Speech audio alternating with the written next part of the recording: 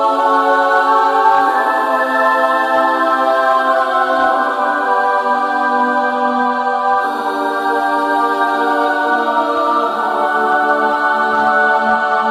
아니 서한교영 선생님 저 일본에 가 계시고. 예, 일본에 이번에 이제 엊그저께 나가셨는데 네. 그 일본 고대사 쪽, 아, 고대사. 예, 고대사 쪽 그 관련한 사람들하고 나갔기 때문에 일정이 좀 길어요. 그래서 앞으로도 한 10일 있다가 이제 들어오실 예정입니다. 하여튼 날 기다리셨겠네. 하고 싶은 거 하시니까. 좋은 일이죠. 그러니까 들어갈까요? 예. 오늘 좀 심각한 얘기 계속 진행되는데 어떤 국내 여행 시장과 OTA. 예, OTA라고 그러면 이제 일반 그 고객들은 잘 모르실 텐데 네. 온라인 트래블 에이전시라고 해가지고 이제 네. 소위 얘기하면 온라인상에서 이제 여행 컨텐츠들이 네. 이제 거래되는 걸 어떤 플랫폼을 얘기하는 거죠. 네. 네, 그러지 않아도 이제 2018년도 또 내년 2019년도까지 연장을 해서 그 여행업자들한테 어떤 그 키워드는 플랫폼이에요, 플랫폼. 그렇습니다. 네, 그만큼 이제 심각하게 네. 그 업자들한테는 이제 그 다가왔다는 얘기죠. 네. 어떻든 OTA가 동남아 진출 확산 이렇게 화두를 잡으셨죠. 그렇죠. 이제 지금까지는 그 OTA 시장이 서구 쪽에서 네. 유럽이나 이제 미주 시장 쪽에서 이제 이렇게 크게 확산을 했었는데 네. 아무래도 이제 그쪽에서는 어떤 개인적인 성향이 강하니까 네.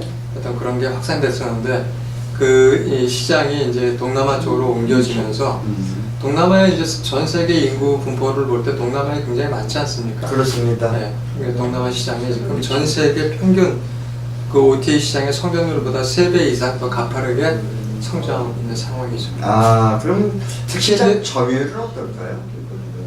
시장 점유율은 이제 일반적으로 전 세계 점유율을 볼 때는 한 40%라고 보는데 와.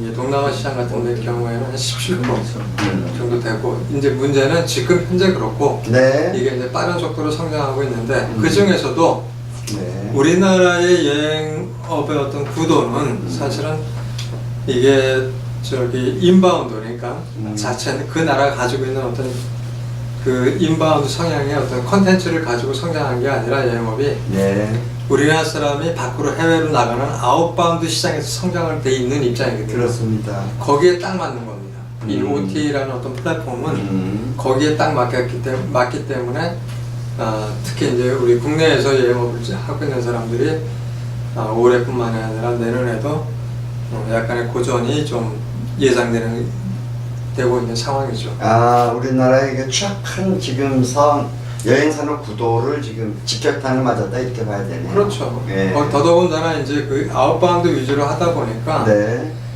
예, 소위 얘기하는 홀셀러와 리테일러 여행사들이 나누어지는 대형 여행사와 소형 여행사들이 나누어지는 어떤 그 B2B 구조에서 이렇게 형성이 됐었는데 네. 지금 이런 OTA 시장 같은 경우에는 그 이 대형이다 소형이다 할 것 없이 모두 다 네. 이제 힘들어지니까 특히 이제 뭐 최대 여행사라고 하는 뭐 H2O 같은 경우도 올 4분기부터는 이제 뭐 이 비상경영이다를 선포해서 비상경영이다라고 시작을 하는데 그게 2008년도 미국발 그 금융위기 이후로 처음 있는 일이에요. 그런 일들이. 그만큼 지금 심각하게 우리 그 여행업자들한테는 많이 접근이 돼 있는 상황이죠. 그러니까 큰 틀로 보면 이게 생태계 전반의 변화. 그렇죠.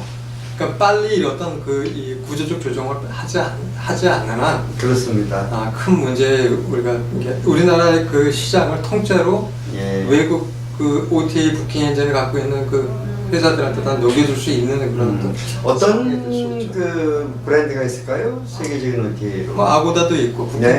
부킹닷컴도 있고 호텔 네. 쪽에 네. 그 다음에 이제 뭐 그 호텔 컴바인 예. 그 다음에 이제 익스피디어 네. 많이 있죠. 네. 그 중에 우리나라 업체가 갖고 있는 회사는 없어요. 없다 이겁니다. 자, 다시 얘기를 하면 우리나라에서 발생되는 그 해외여행 시장에 관해서 발생되는 어떤 부가가치 중에 상당 부분이 해외 업체들한테 빠져나간다고 보면 되죠.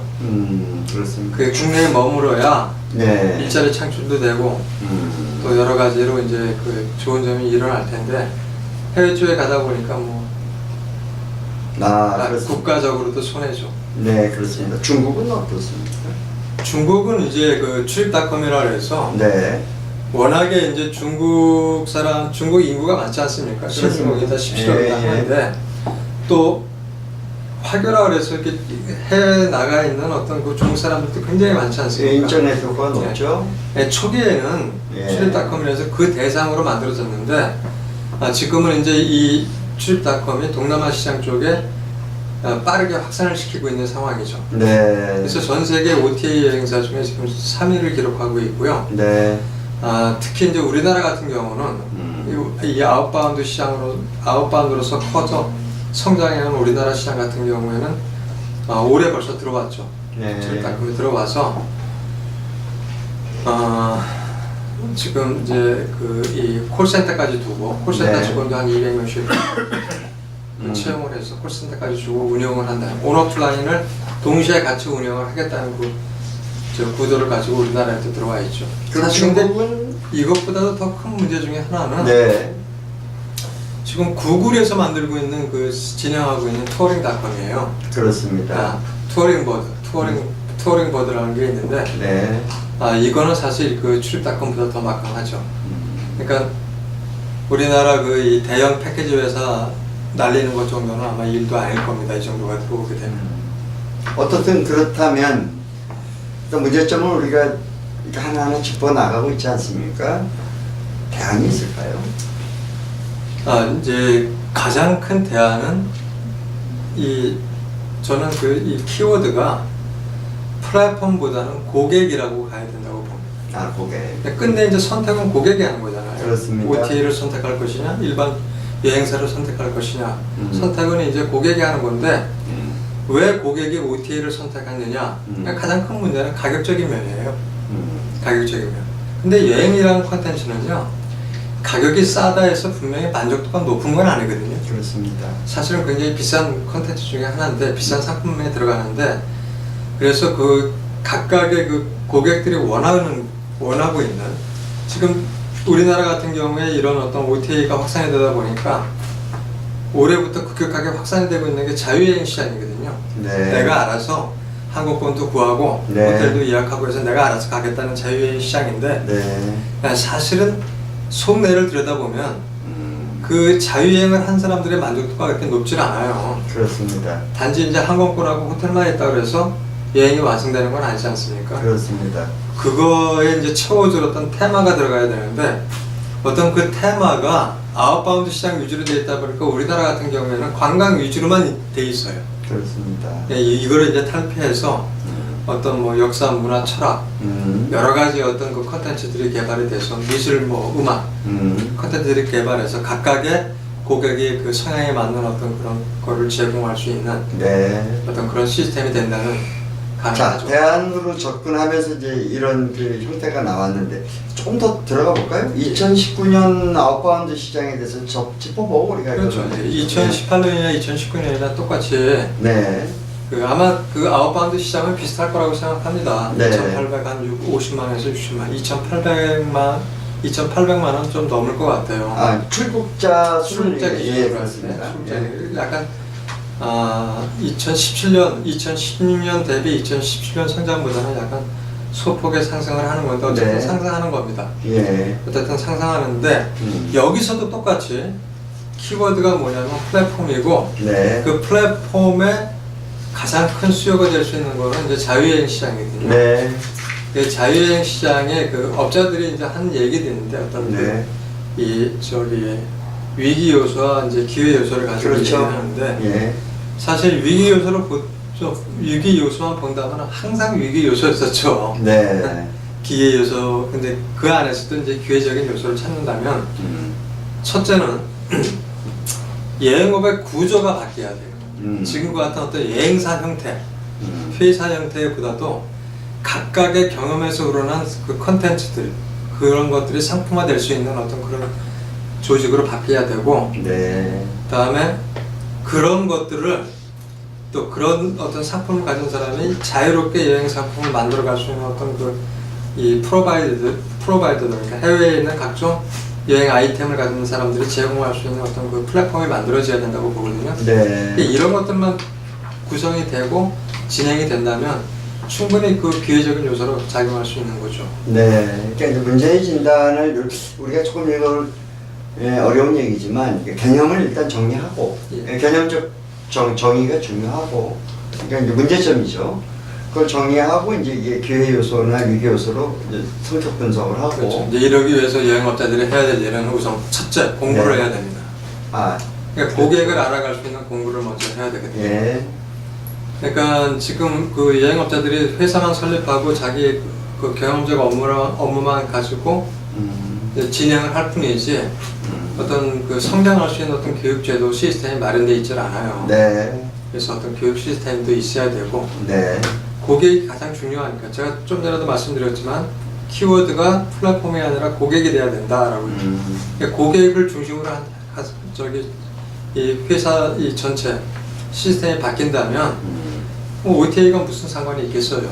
사실 결국은 이제 그 좋은 상품으로 직접 시장에 소비자와 직면한다 이렇게 그렇죠. 이제 봐야 되는 그러려면은 네. 여행업자들이 뭐 100개의 여행사들이 똑같은 일만 하는 게 아니라 네. 각각의 어떤 다른 일을 할 수 있는 그렇게 일을 할 수 있게끔 또 이렇게 어떤 교육 제도가 들어가 줘야 되고 또 그런 것들이 이제 여행 같은 경우에는 그런 것들이 굉장히 많지 않습니까? 그렇습니다. 사실 뭐 우리나라만 같아도 네. 전국 방방곡곡이 다 여행지라고 해도 과언이 아닌데 한 여행지에 10개 업체씩만 들어간다 해도 이게 굉장히 많은 일자리 창출과 또 부가가치 생산이 가능한 일이다. 네, 근데 해외를 친다면 뭐 어마어마하게 하겠죠.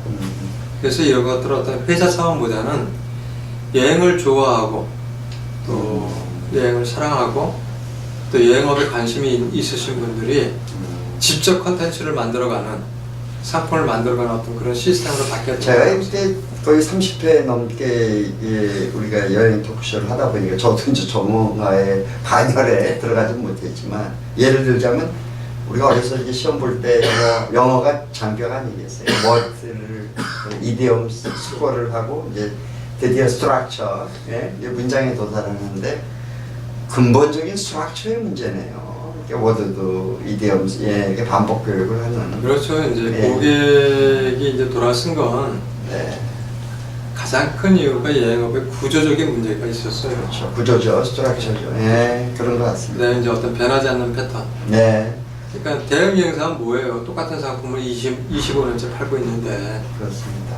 그렇지 않습니까? 네.